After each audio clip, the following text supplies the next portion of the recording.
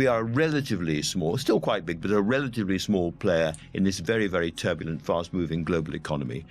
If Trump comes in and actually starts to make the tax cuts that he's been talking about at the scale he's been talking about and starts to spend in a way that he's been talking about, then that is going to change everything. And I think it's irrational at this point to devise a new British economic strategy at a time when we know so little. We know that we are not in a worse position than the French and the Germans in particular, who are. So in some respects, we are an attractive place still to invest in. That's where the hope comes from, I think. But it's a time to hunker down, hold your nerve, and do what can be done that's not going to make anything worse. Trump declared a real war, and Starmer was in his sights like a target on a shooting range. But Donald is not just rejecting Starmer's candidacy for ambassador, he is gathering world leaders to unite them against the British Prime Minister. Even our closest allies, Canada, Australia, and even tiny New Zealand, are starting to look at Starmer with wariness and distrust. Trump does not approve of his choice, and this causes a real commotion, as if in a storm that has broken out on a calm sea. You might think that appointing an ambassador is a simple task, but not in the case of Starmer and his ambitious plans. He chose Peter Mandelson, and this decision angered the Trump team. Now, it's not just about party politics. Trump's people are panicking about Mandelson's ties to China because he collaborated with Chinese companies and praised their economic. This is a real-time bomb for Trump, who for many years has openly criticized China for unfair trade and intellectual property theft. But there is something much more serious behind this diplomatic confusion. We start in the US, where Donald Trump's presidential campaign has made a legal complaint against the Labour Party here for what it claims is illegal foreign contributions and interference in the US election. A statement from the Trump-Vance campaign says the far-left Labour Party has inspired Kamala's dangerous liberal policies and rhetoric. In recent weeks, they've recruited and sent party members to campaign for Kamala in critical battleground states, attempting to influence our election. A now-deleted social media post from a senior Labour official said that there were 10 spots available to travel to the US and that the party would sort housing for volunteers. But Labour officials say activists who have been campaigning for Kamala Harris are doing so in their personal capacity and are not organised or funded by the party. For some context, a foreign national can participate in campaign activities as long as they're not being paid for it. That's according to the Federal Election Commission. Trump has not forgotten about Starmer's meeting with Kamala Harris, and this angers him. Starmer praised Harris and talked about working together, which the Trump team perceives as a betrayal. He's trying to send an ambassador to the Trump administration while flirting with political opponents. It's not just unwise, it's crazy.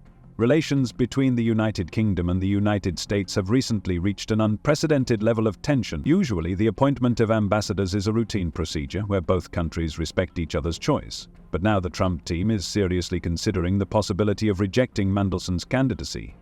When was the last time you heard of one country rejecting the candidacy of another country's ambassador with such contempt?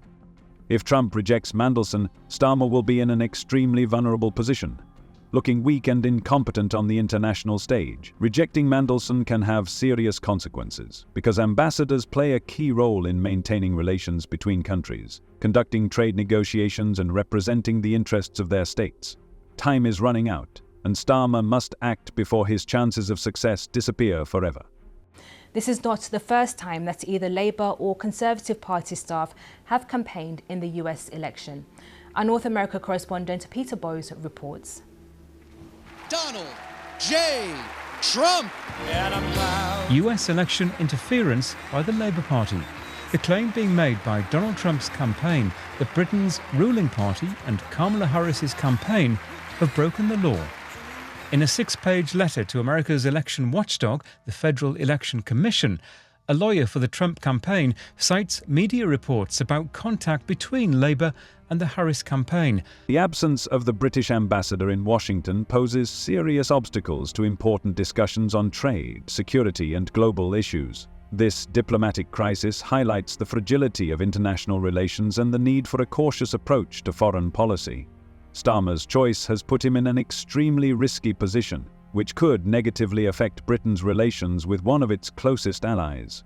And here's what's really disturbing. This is just the beginning of an international nightmare for Starmer. Yes, you heard right. From now on, things will only get worse. Trump's rejection of Mandelson's candidacy can be compared to the fall of the first domino, followed by other diplomatic disasters. Starmer should get ready, because he faces a difficult path on the international stage. Do you remember the days when Britain was a significant player on the world stage? Starmer has a plan, but it raises questions. In 5 months, he spent almost a month abroad, mostly in Brussels and Beijing. But why is he ignoring our oldest ally across the ocean? The answer may surprise you and anger world leaders. Let's look into this in more detail. In 5 months, our Prime Minister spent 26 days traveling around the world, which is almost a whole month. And where was he? Labour is sucking the oxygen from all the other political parties by having media focus on them. It doesn't matter. This was a wonderful tactic. It was a brilliant move. It was straight out of Donald Trump's playbook. It doesn't matter. That's a positive thing? Absolutely positive, because you are focused on them. Donald Trump has proven that. It doesn't matter how bad the news is. But we don't live in the US, do we? Keir Starmer is not Donald Trump. He's using the same tactics. And that doesn't worry you at all. That Keir Starmer, in your view, I actually disagree. You live in, because the media buy into it. Keir Starmer is now aping Donald Trump, and you think that's a good thing? He flirted with the EU and China as if he had forgotten that we were no longer part of the EU. I fully support international relations, but let's be realistic. Starmer, there's a whole world outside of Brussels and Beijing. What about our friends in North America or our partners in the Commonwealth? They just don't seem to exist in Starmer's world. Here's the thing. While he's flying private planes around Europe and China, we're missing out on crucial opportunities. For example, Canada and Mexico are establishing friendly relations with the United States and strengthening their economic ties, while we remain on the sidelines. What about our Commonwealth partners? They are looking for new trade deals and security agreements, while Starmer sees no further than the English Channel. And let's not forget about the Chagos Islands. Starmer was so busy trying to please everyone else that he forgot about the need to defend British sovereignty. It seems that he is more concerned about the opinion of Brussels than the protection of our own interests. That's the real problem. While Starmer is trying to please the EU, he is isolating us from the rest of the world. Every time he comes to Brussels, they know that he is where they need him. And do you know who likes it? Everyone except the UK. They watch us get confused in our attempts to please everyone, while they continue to mind their own business. On behalf of His Majesty's Government and the United Kingdom, I would like to send my warmest congratulations to President Trump on his inauguration as the 47th President of the United States. For centuries, the relationship between our two nations has been one of collaboration, cooperation, and enduring partnership. It is a uniquely close bond. Together, we have defended the world from tyranny and worked towards our mutual security and prosperity. With President Trump's long-standing affection and historical ties to the United Kingdom, I know that depth of friendship will continue. The United Kingdom and the United States will work together to ensure the success of both our countries and deliver for people on both sides of the Atlantic. It's not just about making friends, it's about taking your place on the world stage. We sorely miss trade deals, security partnerships, and cultural exchanges. And for what? So that Starmer can feel like an important figure in Brussels? It's time for him to remember who he should be working for, the British people, not the foreign elite. Meanwhile, the situation in the country is becoming increasingly alarming. Our economy is on the verge of collapse. Taxes are going through the roof and immigration problems are only getting worse. But where was Starmer? He's probably enjoying champagne in some fancy Brussels boardroom, completely ignoring the real problems faced by ordinary Brits. It's almost comical how Starmer has managed to alienate our closest allies. Canada and Mexico are no longer thrilled with us, all because of our Prime Minister's obsession with the European Union and China. He'll constantly be faced with two things. First, Trump will do things that will completely horrify him and all of his allies and say things that he cannot stand behind, and that will be his first instinct. And the second thing will be he'll think rationally and pragmatically. Britain is dependent on the United States and in its security relationships and in terms of its weaponry and in terms of what it wants to do in the international community. He is going to find this all very, very difficult. I think it'll be one of the most difficult aspects of his premiership. But to be fair, I think Trump being re-elected would be a problem for any president, and you were asking the question, will he be? And I was going to answer you, I'm not an actuary and I'm not a policeman, so how do I know? Do you remember the days when Britain had strong ties overseas?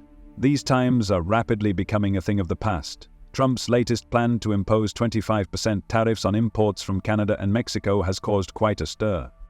You'd think Starmer would be thrilled with this, trying to smooth things over and playing the diplomat. But no, our Prime Minister is too busy pleasing Brussels and Beijing to worry about the most important North American relations. These relationships are crucial. We have a long history of trade and cooperation with Canada and Mexico dating back centuries.